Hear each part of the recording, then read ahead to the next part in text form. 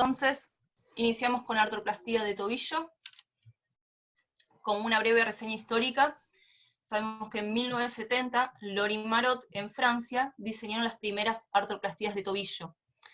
Ellos se basaron, digamos, en las fallas que había con los rescates con la artrodesis, debido a que producía alteraciones en la biomecánica del tobillo, del pie, y mismo también iba generando con el tiempo un deterioro de las articulaciones contiguas.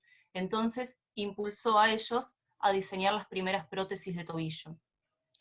Generalmente este tipo de prótesis eran de tipo cementadas, en donde el componente astragalino era de polietileno y requería una función subastragalina.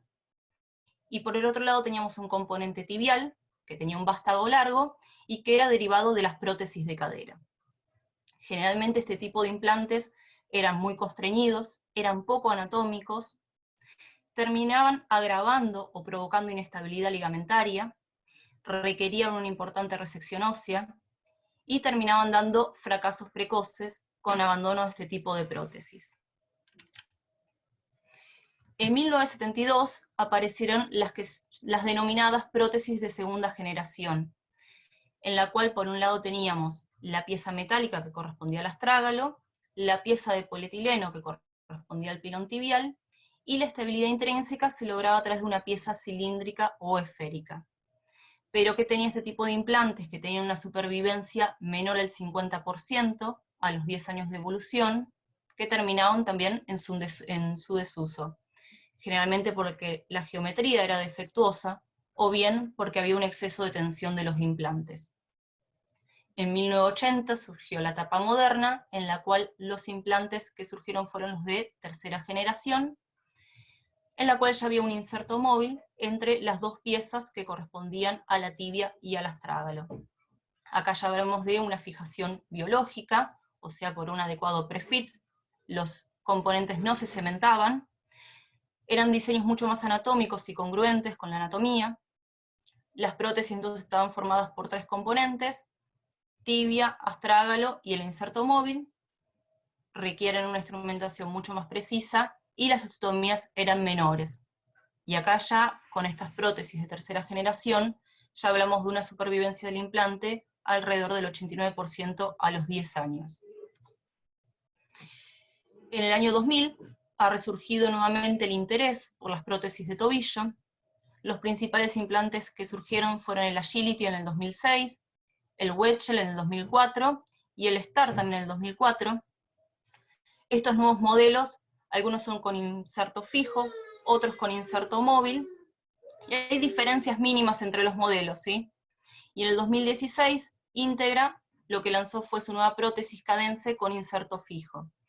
Todas estas prótesis se osteointegran a través de la superficie porosa de titanio y de hidroxiapatita. Es importante hablar de un contexto anatómico, ya que cuando hablamos de la articulación del tobillo, tiene una relación estrecha con las articulaciones contiguas, que eso hace que muchas veces se afecte, digamos, una vez que uno coloca la prótesis, puede afectar las articulaciones contiguas. El astrágalo también hay que nombrarlo porque presenta una vascularización muy particular y precaria. Cuando hablamos del tobillo hablamos de pequeñas superficies y que deben soportar intensas tensiones. Se dice que deben soportar hasta 6 veces el peso del cuerpo, y muchas veces se deben a patologías muy variadas. Como indicaciones de una prótesis de tobillo, la principal indicación, digamos, o la más frecuente, mejor dicho, es la osteoartrosis postraumática, en un 75% de los casos. Puede ser por una fractura de tobillo, fractura de pilón tibial, fractura de astrágalo, entre otras. O puede deberse a una osteoartrosis primaria, o una osteoartritis sistémica o secundaria, como la artritis reumatoide, la psoriásica o la séptica. Que es importante, paciente que tenga artrosis de tobillo y esté asociada a una artrodesis ipsilateral, o una artrodesis tibioestragalina contralateral, o una artrodesis talar contralateral, también va a ser indicación de una artroplastía de tobillo. ¿Qué requisitos debo tener para una artroplastía? Un suficiente stock óseo, requiere un buen estado de partes blandas, una correcta alineación del tobillo y del retropié. Se dice que el tobillo no debe tener más de 10 grados de varo o de valgo, porque no se aconseja. El tobillo debe ser estable. La movilidad debe estar parcialmente conservada. Se requiere por lo menos una flexión dorsal de 10 grados y una flexión plantar de unos 20 grados. Debe tener un correcto estado neurológico y vascular y no debe tratarse de un paciente inmunodeprimido. Entonces, ¿qué factores debo analizar? Debo analizar también si hay afectaciones asociadas a las articulaciones contiguas o incluso las contralaterales, si el paciente tuvo intervenciones previas, generalmente en los casos de artrosis postraumática, la demanda funcional del paciente y también es importante la experiencia del cirujano. Como contraindicaciones, hablamos de relativas y absolutas.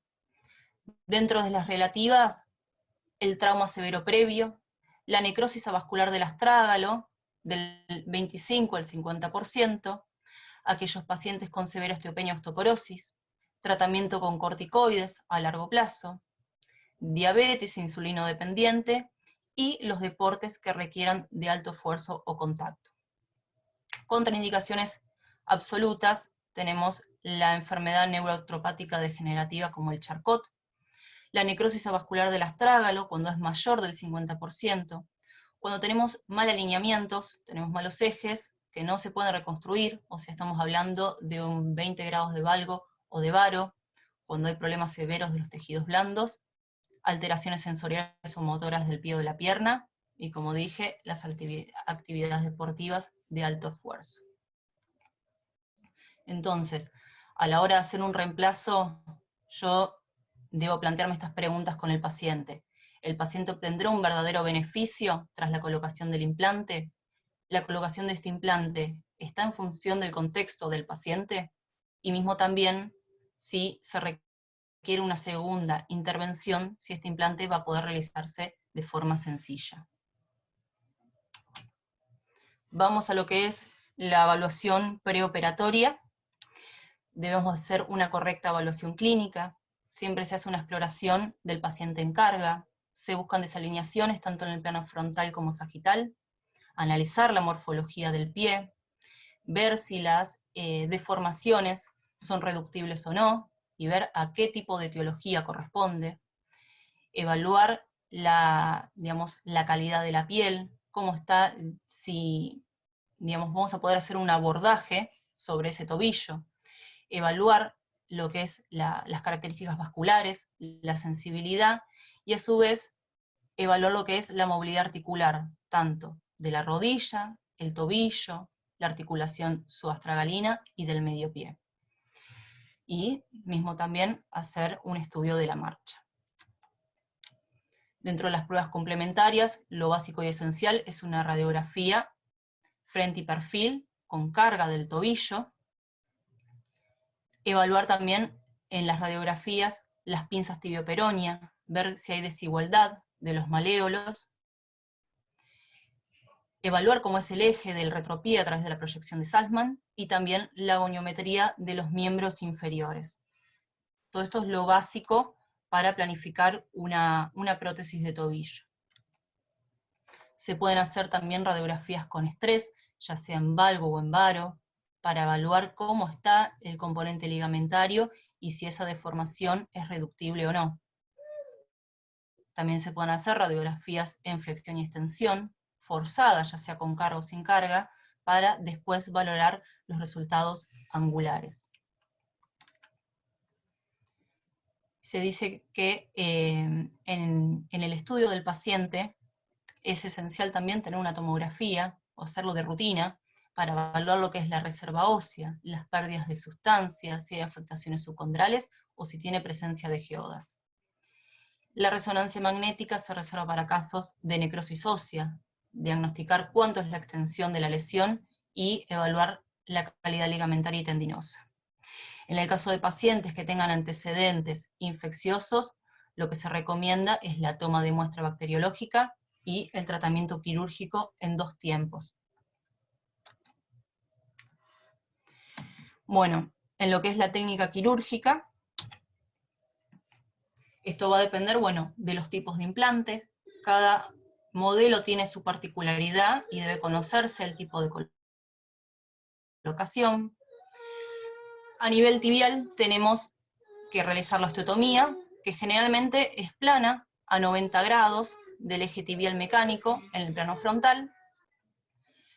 Muchos requieren una pendiente anterior de 7 grados, o a veces es nula, y en el caso de la prótesis de Zimmer, que no es la que se utiliza en nuestro país, pero para que sepan que muchos requieren como esta una osteotomía transperonea.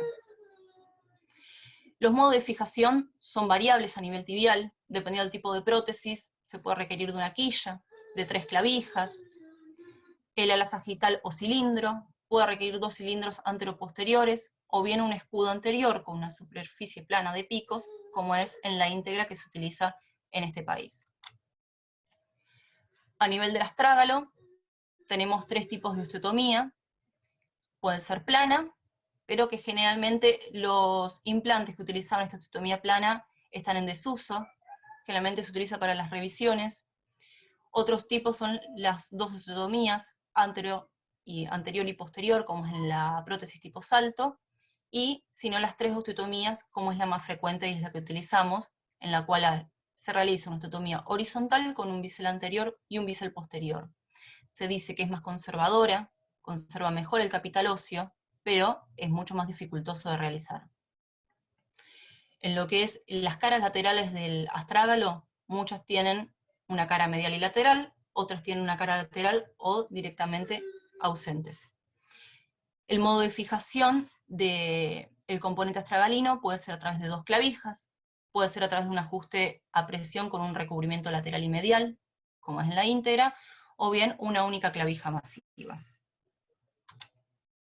Esta es la prótesis tipo íntegra, que es la que se utiliza, principalmente la que utiliza en el hospital italiano, en la cual se trata de un sistema de 3 componentes, no constreñido, de forma anatómica, en la cual el componente tibial es liso metálico, lo mismo que el componente del astrágalo, y tiene un inserto móvil que es de alta densidad. Estos componentes metálicos están formados por cromo cobalto, y como dije anteriormente, están mezclados con 2 capas que presentan titanio con una porosidad del 20% e hidroxiapatita. Este tipo de implantes, como son los que surgieron después de los de tercera generación, permiten la rotación axial, trasladaciones mediolaterales y anteroposteriores, y también una movilidad normal en flexoextensión. Se dice que este tipo de prótesis proporciona un 50 grados de contacto tanto en la flexoextensión como en el eje rotacional, y que los límites del movimiento van a estar dados por los tejidos blandos naturales, eso es lo que aclaran. Con respecto a las vías de acceso, la más utilizada es la vía anteromedial. Siempre el paciente se coloca en decúbito supino, con un realce en el glúteo o homolateral, el pie al cenit. Se recomienda el uso de manguito hemostático, ya que reduce el edema postoperatorio. Con respecto a la vía anteromedial, el acceso va a ser el tendón del tibial anterior y el tendón del extensor largo del dedo gordo. Se ubican por palpación. Siempre hay que tener cuidado con el nervio peroneo superficial, como se observa ahí en la imagen de abajo, ya que cruza, digamos, la incisión en su extremo más distal. ¿Cómo logro evaluar o cómo logro ubicar al nervio peroneo superficial? Es a través de una tracción e inversión del pie. Ahí se logra palpar mejor. Luego procedemos a la artrotomía y a la capsulotomía simple. Generalmente para la exposición y la preparación articular. En el caso del pilón tibial se desperiostiza tanto su cara anterior, medial y lateral. A nivel lateral debo pasar por encima del plano sindesmótico, visualizar bien los maléolos, lo mismo a nivel medial, tengo que visualizar bien el maléolo medial y su axila articular. Que es importante que acá destaque es hacer una hemostasia cuidadosa, tanto de las arterias tercianas laterales, y tener cuidado con el paquete vasculonervioso tibial anterior. Por parte del astrágalo se expone lo que es la parte anterior y el cuello, y es importante identificar bien la articulación astrágalo-navicular.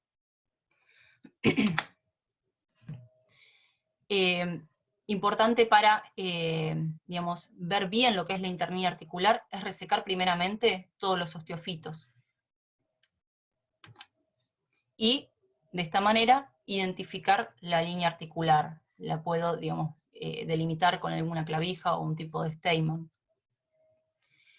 Y procedemos a lo que es la osteotomía tibial. Generalmente, en el caso de la prótesis íntegra, tenemos un bloque de corte tibial, en la cual tenemos como reparo anatómico la esquina anteromedial del tobillo.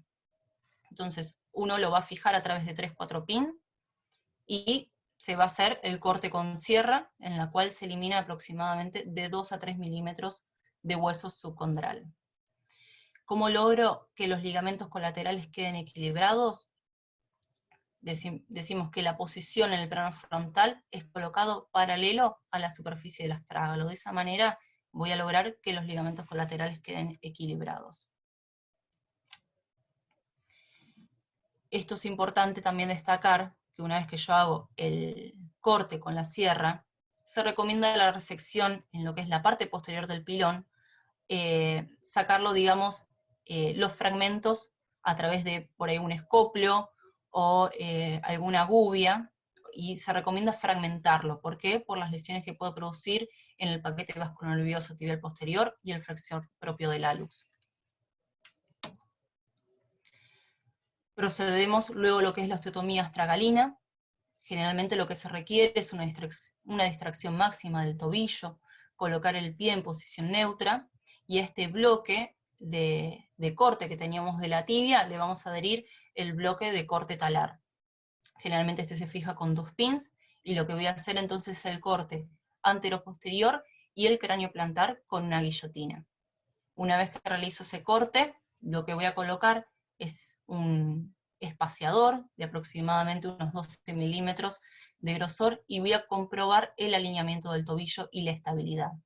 Una vez que encuentro el componente apropiado para el astrágalo, de esa manera voy a colocar un segundo corte, voy a realizar, donde lo voy a colocar nuevamente con 2 pins, y ahí se va a proceder al corte medial y al corte lateral del astrágalo. Ahí se pueden observar en las imágenes, entonces, en la imagen de la izquierda, lo que es la colocación del bloque para el corte de la tibia del astrágalo, y posteriormente, en la imagen de la derecha, cómo queda luego de los cortes. Esta aclaración quería hacer, que el objetivo siempre del implante astragalino es colocarlo horizontalmente sobre la cúpula del astrágalo. Como dije siempre, la osteotomía debe ser con el pie a 90 grados, y pueden ocurrir varios escenarios. O sea, si yo coloco el pie en una flexión dorsal excesiva, lo que voy a realizar es una osteotomía excesiva de la porción anterior, y este me va a bascular en la flexión. Ahora, si ocurre lo contrario, si tengo una flexión plantar excesiva, la osteotomía va a ser excesiva a nivel posterior. Tengo riesgo de lesión de la articulación subastragalina, y la basculación va a ser en extensión del astrágalo protésico. Bueno, acá se ve luego de la osteotomía. Siempre se dice que la rotación va a depender de las caras laterales astragalinas. Es muy difícil mantener la rotación, es lo que dicen los artículos, pero que tiene como guías los bordes anatómicos medial y lateral del astrágalo, y también que el eje protésico debe corresponder al segundo rayo del pie. Luego tengo que hacer la prueba de los implantes. Primero lo que vamos a colocar son los implantes de prueba. Se coloca siempre un inserto intermedio, y voy a evaluar la movilidad y la estabilidad. Lo que se busca es que la prótesis quede estable en el plano frontal, sin laxitud residual, y que por lo menos tenga una flexión dorsal mayor a 10 grados. Siempre lo que se recomienda es hacer un control bajo intensificador de imágenes, para controlar la posición del componente y también para descartar algún tipo de fractura, porque muchas veces se asocian fracturas de los maléolos, interno y externo. El orden de colocación de los implantes definitivos: primeramente se coloca el componente talar con un óptimo perfil, luego el componente tibial y por último el inserto móvil. Vale aclarar que tanto el componente talar como el tibial en este tipo de prótesis son fijados también a su vez por 2 tornillos a proximal y 2 tornillos a distal, vamos a ver. ¿Qué complicaciones técnicas puedo tener? Intraquirúrgicos muchas veces es anomalía en el corte tibial, entonces eso sí se puede rescatar, o sea, una nueva osteotomía y un cambio de polietileno. Pero en el caso de que haya una anomalía en la pieza astragalina, se dice que es prácticamente imposible de corregir porque ya contiene varios biseles. Y esta es la colocación entonces de los implantes definitivos, como dije, lleva 2 tornillos lo que es el implante tibial y 2 tornillos el componente astragalino. Una vez colocados, hay que hacer lavado abundante de la articulación, se recomienda el cierre en 2 planos, hay que cerrar a la perfección lo que es el retináculo extensor, y muchos lo que dejan es un drenaje aspirativo. Y lo que recomiendo nuevamente, hacer un nuevo control radioscópico, ver la colocación de los implantes y la impactación de los mismos. Con respecto a los cuidados posoperatorios, hay protocolos variables. Se recomienda siempre la tromboprofilaxis con heparina de bajo peso molecular subcutánea, 24 horas antes a la cirugía y hay 6 semanas posoperatoria. Se recomienda la inmovilización estricta, 3 semanas sin apoyo, luego 3 semanas con apoyo, pero siempre y cuando uno no esté asociando osteotomías correctoras a esta prótesis, porque si no, lo que se recomienda son por lo menos, en la literatura dicen 5 semanas por lo menos sin apoyo. En lo que es el programa de rehabilitación, se indica movimiento activo y pasivo del tobillo, con elongación y fortalecimiento del tríceps sural y ejercicios proprioceptivos. Aquellos pacientes que tengan edema persistente, lo que se recomienda es el uso de medias de compresión. Las actividades deportivas van a estar postergadas para los 3-6 meses, dependiendo de cómo evoluciona el paciente, y las que se recomiendan son las de bajo nivel, trekking, natación, ciclismo.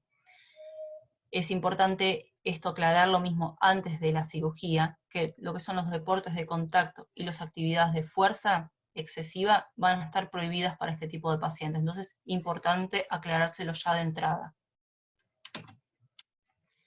En lo que es el seguimiento, el primer seguimiento clínico radiológico generalmente se hace entre las 6 y las 8 semanas posoperatorias, lo recomendado. Luego se hace a los 4 a los 12 meses y después pasa a ser anualmente. ¿Qué es lo que voy a hacer en este seguimiento? En lo que es el seguimiento clínico, tengo que hacer una medición clínica del rango de movimiento, o sea, con un goniómetro, yo voy a colocar el goniómetro en lo que es el extremo, digamos, externo, digamos, la parte externa de la pierna y el pie, y voy a evaluar, digamos, el rango de movilidad que tiene. Hay que evaluar el alivio del dolor, generalmente lo que se utiliza es la escala análoga visual de EVA, que corresponde 0 puntos, paciente sin dolor, 10 puntos, paciente que tiene dolor severo.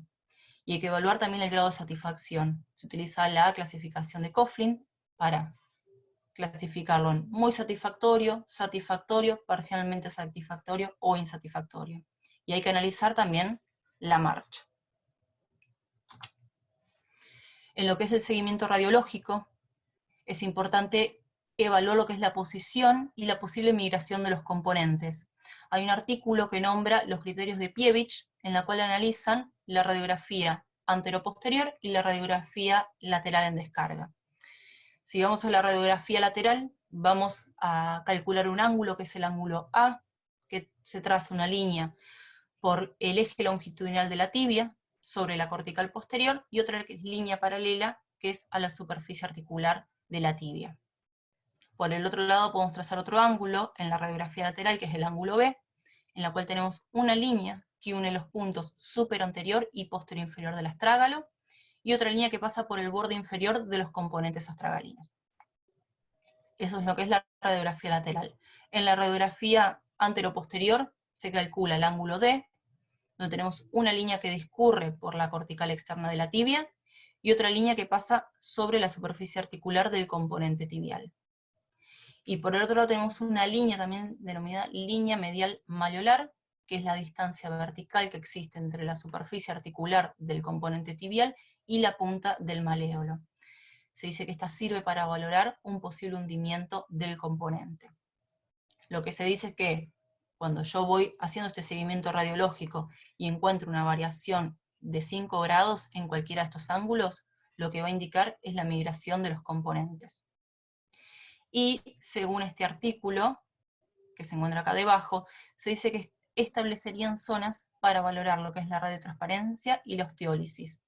Destacan en la radiografía lateral 3 zonas, de adelante hacia atrás, y en la radiografía anteroposterior 6 zonas, de medial a lateral, en donde hablamos que los defectos de 2 milímetros o menos corresponden a radiotransparencias y ya mayor de 2 milímetros a una osteólisis.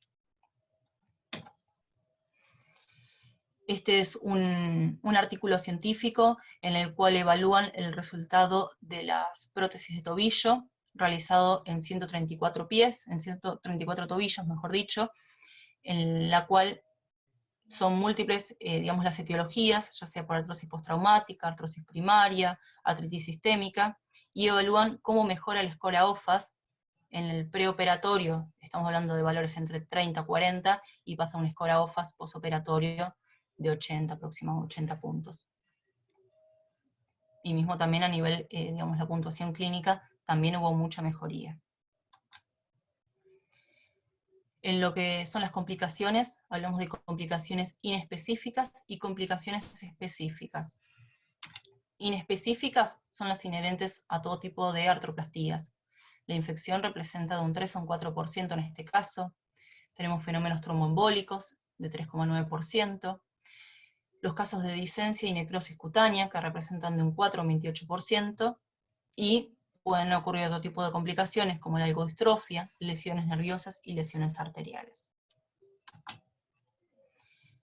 Hay complicaciones específicas a este tipo de artroplastía, hablamos de precoces, por ejemplo en el intraquirúrgico puede ocurrir la fractura del maleolo peroneo o medial, que representan de un 10 a un 38%, pueden ocurrir lesiones tendinosas, aunque son poco frecuentes, por ejemplo en la vía de acceso puedo lesionar el extensor propio del hallux, y en la osteotomía tibial posterior, que recomendamos entonces fragmentarla y sacarla con escoplo, como había dicho, puedo lesionar muchas veces el flexor común de los dedos y el flexor propio del hallux.